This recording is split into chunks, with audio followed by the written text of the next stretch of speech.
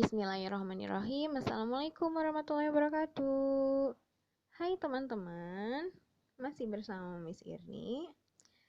Hari ini kita akan belajar tema 6, subtema 1, PB2.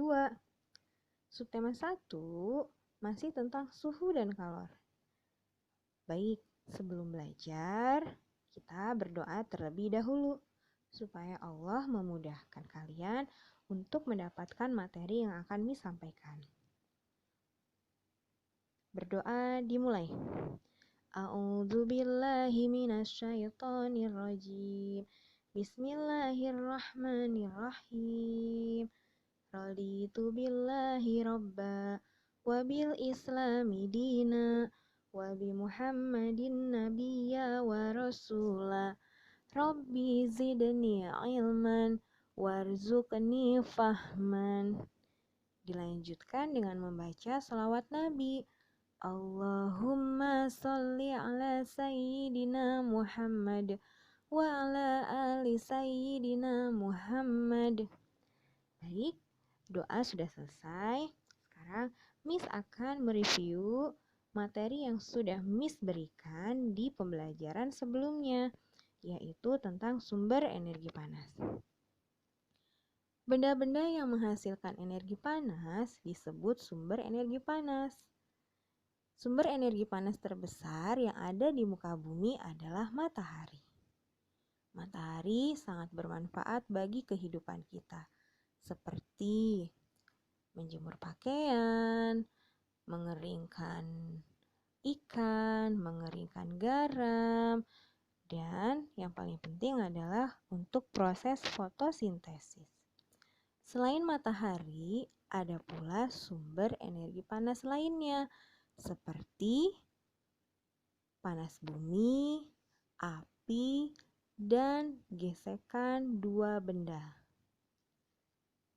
Pada zaman dahulu, nenek moyang kita untuk mendapatkan api, mereka mengambil 2 batang kayu kering, kemudian digosok-gosokkan hingga mengeluarkan api.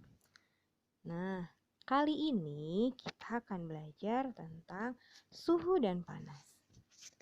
Dalam kehidupan sehari-hari, kalian sering mengukur suhu dengan sentuhan telapak tangan. Ketika tubuh kita merasa panas, ketika tangan kita menyentuh tubuh kita, tangan kita terasa panas.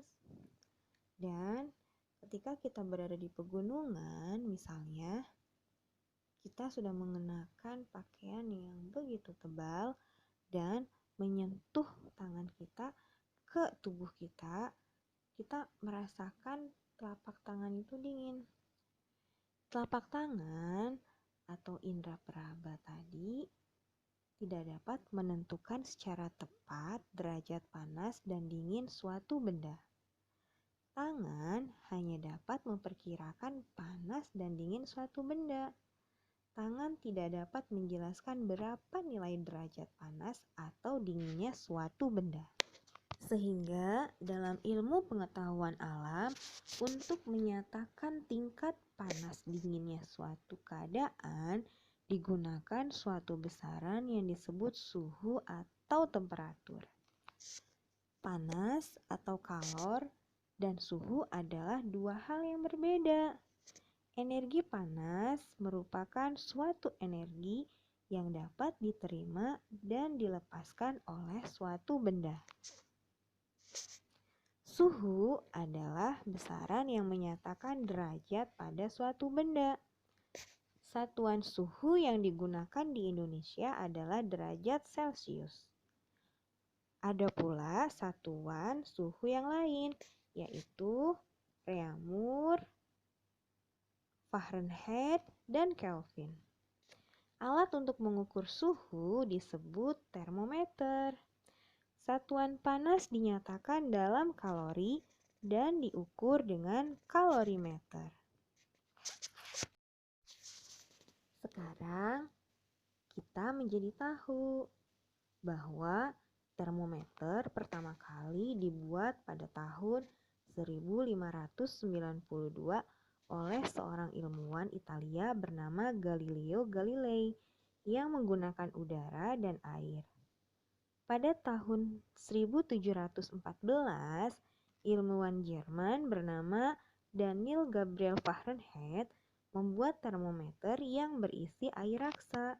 Dan pada tahun 1742, ilmuwan Swedia bernama Andre Celsius menemukan termometer yang menggunakan skala ukuran 100.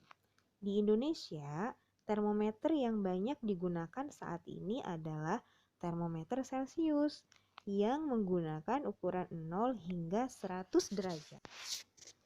Baik teman-teman, sekarang mari kita simpulkan apa yang sudah Mi sampaikan.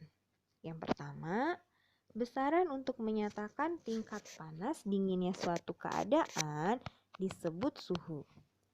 Energi yang dapat diterima atau dilepaskan oleh suatu benda disebut energi panas. Satuan suhu adalah derajat Celcius. Alat untuk mengukur suhu disebut termometer. Satuan panas adalah kalori. Alat ukur kalori atau panas adalah kalorimeter. Termometer pertama kali ditemukan oleh Galileo Galilei. Selain itu, kita patut bersyukur kepada Allah Subhanahu wa Ta'ala yang sudah menciptakan kedua tangan kita sebagai indera peraba untuk merasakan suhu pada tubuh kita. Baik teman-teman, demikianlah materi yang dapat Mi sampaikan. Mari kita tutup pembelajaran kali ini dengan membaca doa penutup majelis. Bismillahirrahmanirrahim.